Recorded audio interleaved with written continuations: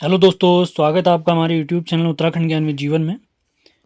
जैसा कि हम सभी लोग जानते हैं, आगामी हमारी परीक्षाएं अब दिसंबर माह से स्टार्ट होने वाली हैं, जिनका आयोजन हमारा यूके पीएससी कराने वाला है। तो उनकी परीक्षाओं की एक खासियत रहती है, वे करंट अफेयर्स पर भी काफ़ी अच्छा फोकस करते हैं। तो उसी को ध्यान में रखते हुए पिछले हफ्ते हमारी करंट अफेयर की एक वीडियो आई थी, जिसमें हमने उत्तराखंड वर्तमान में कौन क्या वाला सीरीज स्टार्ट करी थी, और दिसंबर से पहले एक और ऐसा ही वीडियो आएगा जिसमें चीज़ें अपडेट कर दी जाएंगी।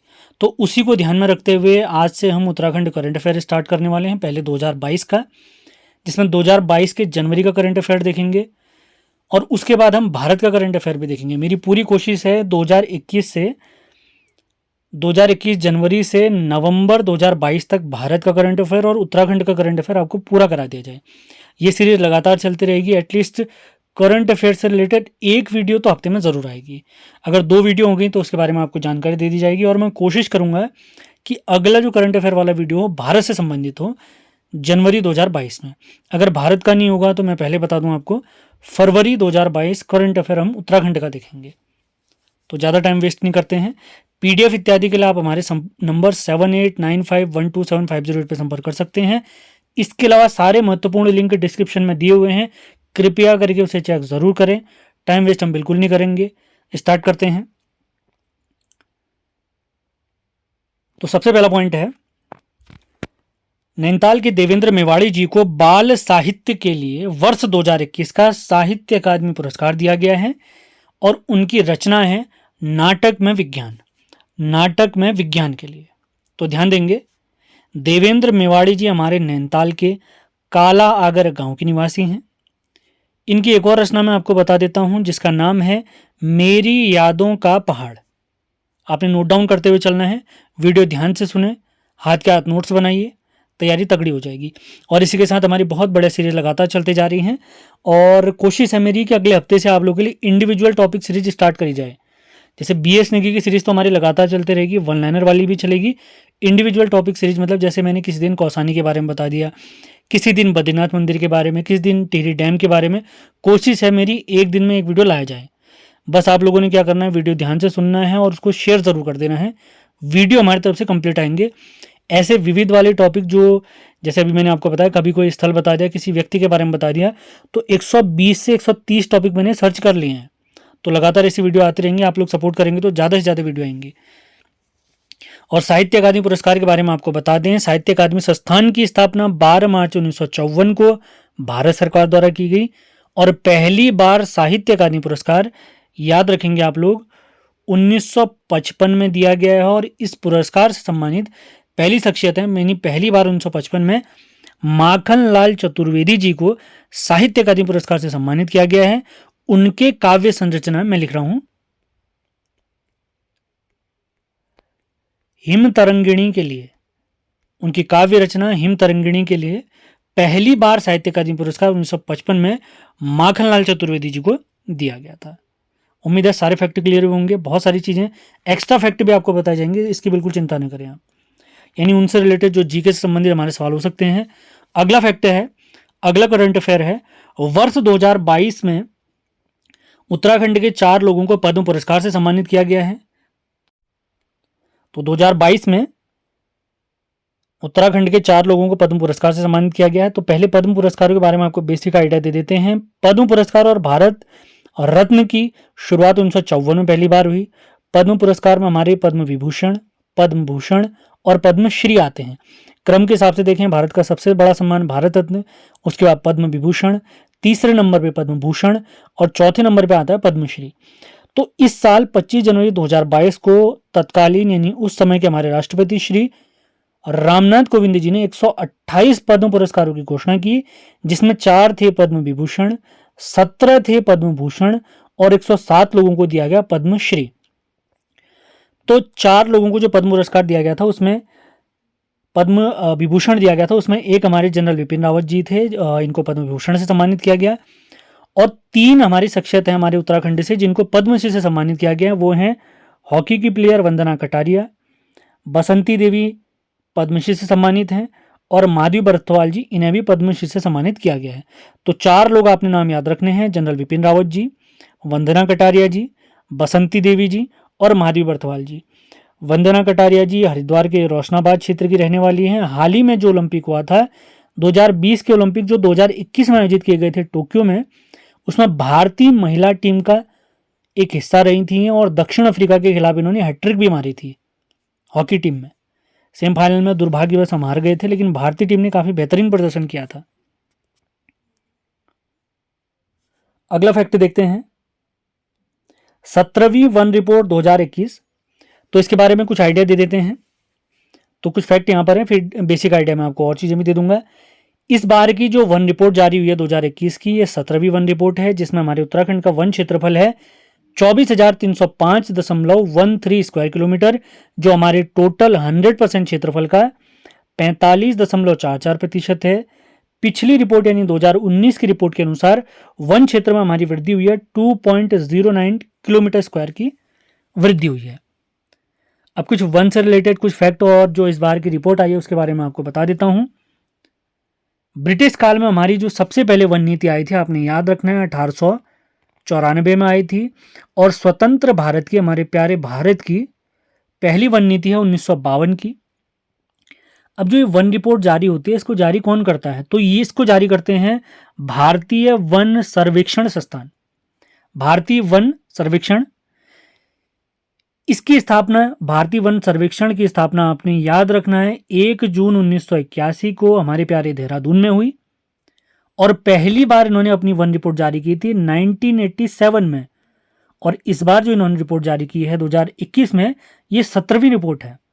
इस रिपोर्ट के अनुसार हमारे प्यारे भारत में वनों का परसेंटेज है 24.39%। और सर्वाधिक वन है हमारे भारत में मध्य प्रदेश में। नोट डाउन करते हुए चलें।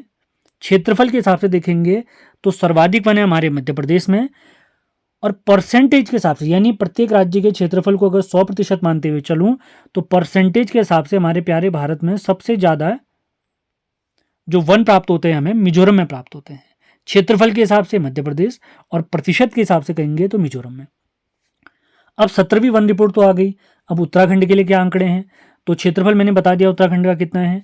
अगर पूछते हैं क्षेत्रफल में सर्वाधिक वन हमारे प्यारे पिथौरागढ़ उत्तराखंड में कहाँ हैं, तो ये पौड़ी में है। सबसे कम पूछेंगे क्षेत्रफल के हिसाब से तो उधमसिंह नगर में है। अब प्रतिशत के हिसाब से अगर मैं बताऊं 2021 की वन रिपोर्ट के अनुसार, तो प्रतिशत के हिसाब से सर्वाधिक वन है नैनीताल में। नैनीताल की कुल क्षेत्रफल का 71.62% भाग पर 71.62% भाग पर वन है। और सबसे कम अगर पूछे परसेंटेज के हिसाब से तो उधमसिंह नगर है, इसके हैं 16.84% भाग पर। उम्मीद है वन रिपोर्ट से रिलेटेड फैक्ट भी आपके सारे क्लियर हुए होंगे। अब देखते हैं अगला पॉइंट। 2021 में उत्तराखंड में बाघों की संख्या 442 है, जो कि हमारे प्यारे भारत में तीसरे नंबर पे आता है। तो भारत में सर्वाधिक बाघ कहां पर हैं? मध्य प्रदेश में है। कितने बाघ हैं? 526 बाघ हैं। दूसरे नंबर पे आता है प्यारा कर्नाटक, यहां पर बाघों की संख्या है 524। और तीसरे नंबर पे आता है हमारा प्यारा उत्तराखंड 442 बाघों के साथ। अगला करंट अफेयर से रिलेटेड फैक्ट देखते हैं। राज्य का नवा नगर निगम, ये श्रीनगर को बनाया गया 31 दिसंबर 2020 में। ये पौड़ी में स्थित है। अब कुल हमारे कितने हो गए वन नगर निगम? टोटल 9 हो गए हैं। इससे पहले 8 थे, उनके बारे में आपको जानकारी दे देते हैं। सबसे पहला देहरादून था 1998। इसके बाद आता है हरिद्वार और हल्द्वानी 2011। इसके बाद आते हैं रुड़की, रुद्रपुर, काशीपुर, ये हैं 2013 के। मैं फिर से रिपीट करूंगा, आप चिंता बिल्कुल न करें।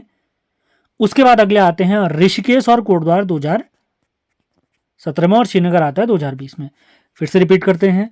1998 में देहरादून, 2011 में 2 हैं हल्द्वानी और हरिद्वार, 2013 में 3 हैं। 3 कौन कौन से हैं? रुड़की, रुद्रपुर, काशीपुर। और 2017 में भी 2 शहरों को नगर निगम घोषित किया गया, एक है ऋषिकेश और दूसरा है कोटद्वार। सारे फैक्ट क्लियर करते हुए चलें। डीप नॉलेज देने की भी मेरी कोशिश है, आपको जीएस के फैक्ट भी कवर कराए जाएंगे इसी के साथ। अगला है राज्य की पहली क्रोकोडाइल सफारी खटीमा के सुरई इको टूरिज्म केंद्र में खोला गया है, महत्वपूर्ण फैक्ट है। अगला तथ्य देखते हैं। राष्ट्रीय जल पुरस्कार 2020 के तहत नॉर्थ जोन यानी उत्तरी क्षेत्र में बेस्ट विलेज पंचायत का पुरस्कार धनपड़ गांव अल्मोड़ा को प्राप्त हुआ है। इंपॉर्टेंट तथ्य। अगला देखते हैं, भक्त दर्शन उच्च शिक्षा गौरव सम्मान 2021 से 3 अध्यापकों को सम्मानित किया गया है। तो ये हैं कमल किशोर पांडे जी, अहमद परवेज जी और अशोक कुमार जी। तीनों नाम आपने ध्यान रखने हैं, पूछा जा सकता है। अगला फैक्ट देखते हैं, अगला करंट अफेयर 2021 जनवरी का। ग्लोबल ग्रीन अवार्ड 2021 हमारे सत्येंद्र भंडारी जी को प्राप्त हुआ है। इन्हें सम्मानित किया गया है। ये भटवाड़ी गांव रुद्रप्रयाग में अध्यापक के पद पर आसीन है, तो इनका नाम आपने जरूर याद रखना है। अगला देखते हैं, इंडिया ओपन बैडमिंटन चैंपियनशिप 2022 के विजेता हैं हमारे लक्ष्य सेन जी। ये अल्मोड़ा से बैडमिंटन प्लेयर हैं। अभी लेटेस्ट 1 महीने पहले अगस्त माह में कॉमनवेल्थ गेम्स 2022 में इन्होंने गोल्ड मेडल भी जीता है, और इससे पहले 2022 में ही थॉमस कप विजेता हमारी भारतीय टीम रही थी। उस टीम के सदस्य भी कौन थे? हमारे लक्ष्य सेन जी थे। और उप विजेता रही थी इंडोनेशिया। भारत पहली बार थॉमस कप जीता था। थॉमस कप के बारे में आपको बता दें, बैडमिंटन से रिलेटेड यह प्रतियोगिता केवल पुरुषों के लिए खेली है, पुरुषों द्वारा खेली जाती है। केवल पुरुष प्रतियोगिता है जिसमें भारत पहली बार सेमीफाइनल भी पहुंची, पहली बार फाइनल भी पहुंची है, और पहली बार विजेता भी बनी है फाइनल पहुंचकर। और एक बड़ी टीम इंडोनेशिया को हमने पराजित किया। ये हमारी सबसे बड़ी जीत है। अगला देखते हैं, गणतंत्र दिवस 2022 की परेड में उत्तराखंड की झांकी में बद्रीनाथ धाम, फूलों की घाटी, all weather road, Tehri dam, Hemkund Sahib, Dobra Chanti पुल को प्रदर्शित किया गया। इसकी थीम थी प्रगति के पद पर उत्तराखंड। प्रगति के पथ पर उत्तराखंड। राज्य स्थापना के बाद 13वीं बार एक ऐसा मौका आया है जब हमारे उत्तराखंड की झांकी इसमें शामिल हुई है। अब बेसिक आइडिया अगर आपको दे दें तो पूरे भारत की सभी झांकियों में नंबर 1 पे कौन रहा अगर पूछा जाएगा तो उत्तर प्रदेश की काशी विश्वनाथ मंदिर से रिलेटेड जो झांकी बनी थी इनकी, वो नंबर 1 पे आई थी। और सभी झांकियों में सबसे लोकप्रिय झांकी अगर पूछेंगे तो महाराष्ट्र की झांकी थी। ये भी आपने कवर करते हुए चलना है। अगला तथ्य देखते हैं, राज्य सरकार ने वृद्धावस्था पेंशन को 1200 से बढ़ाकर 1400 रुपये कर दिया है। अगला करंट अफेयर देखते हैं, राज्य सरकार द्वारा पलायन रोकथाम के लिए प्रारंभ की गई योजना का नाम है हिम प्रहरी योजना। हिम प्रहरी योजना। ये सीरीज लगातार चलती रहेगी। लगातार आपने सेशन फॉलो करने हैं। करंट अफेयर भी चलेगा, उत्तराखंड भी चलेगा। पेपर से पहले मैं हिंदी भी जरूर पढ़ाऊंगा आपको। दिसंबर में पेपर होंगे तो नवंबर में हिंदी भी पढ़ाई जाएगी। वैसे मेरा प्लान था 5 सितंबर से पढ़ाया जाए, क्योंकि मुझे लगा था अक्टूबर में पेपर हो सकते हैं, लेकिन अब पेपर हमारे दिसंबर से होने वाले हैं, तो हिंदी की क्लास आपके लिए नवंबर में जरूर आएगी। तैयार रहें आप लोग। अगला करंट अफेयर देखते हैं, भारतीय युवा विज्ञान अकादमी में शामिल उत्तराखंड के पहले वैज्ञानिक हैं अरुण कुमार जुगरान जी, जो 5 वर्ष के लिए चुने गए हैं। अगला देखते हैं, राष्ट्रीय पावर लिफ्टिंग प्रतियोगिता जो कि झारखंड में आयोजित हुई थी, इसमें रजत पदक विजेता रहे हैं हमारे उत्तराखंड के करण परिहार जी। करण परिहार जी। इसी के साथ आज का हमारा ये सेशन समाप्त होता है। उम्मीद है सेशन आपको पसंद आया होगा। हमारे उत्तराखंड के इतिहास से रिलेटेड सीरीज, उत्तराखंड जिला series, Uttarakhand Parikshavani series, BS Negi series, one liner series, इन सभी की PDF प्राप्त करने के लिए आप इस नंबर पर संपर्क कर सकते हैं। हमारा नंबर है 7895127508। यहाँ पर आपको सारी PDF की जानकारी दे दी जाएगी। मुझे उम्मीद है केवल पढ़ने वाले छात्र हमसे संपर्क करेंगे। पढ़ने वाले छात्रों को सलाह भी दी जाएगी। कृपया करके फालतू मैसेज, फालतू कॉल बिल्कुल न करें। सीरियस एस्पिरेंट हैं उन्हीं के लिए नंबर है। तो आज का हमारा सेशन समाप्त होता है। उम्मीद है आपको पसंद आया होगा। लाइक, कमेंट और शेयर ज़रूर करना है आपने, जिससे मुझे आइडिया मिल पाएगा कि ये सीरीज मैं सही बना पा रहा हूँ या नहीं बना पा रहा हूँ। तो मिलते हैं अगले वीडियो में। धन्यवाद।